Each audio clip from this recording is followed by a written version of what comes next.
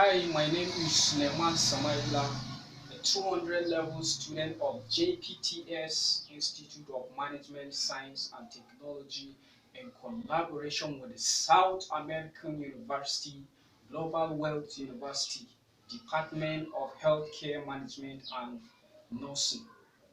I'll be here to present a topic which says attitude of nurses towards relapse prevention among psychiatric patients in the hospital. But first of all, I would like to define who a nurse is before I further into my explanation in accordance to my topic. So, a nurse is a person who is physically, mentally, psychologically trained in order to care for a patient in the hospital. So there are two types of nursing. We have the real nurse and auxiliary nurse. So the real nurse is a person who is trained for the best care given in the hospital, while the auxiliary nurse serve as a help to the real nurse. So we can see the difference between them.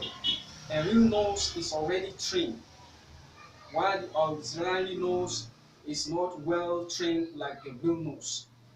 So I'll be going deep into my presentation towards my team, which says the attitude of nursing in preventing relapse among psychiatric patients.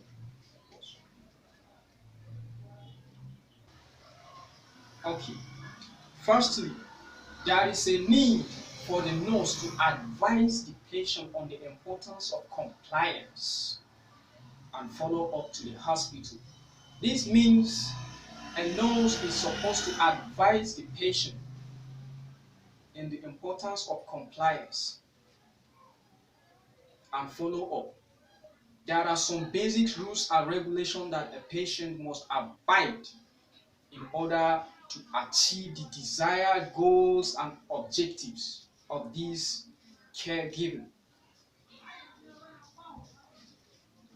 So, the relatives should also show love to the patient in order to encourage the patient in citing criteria and dimension in order to prevent this relapse among the psychiatric patient.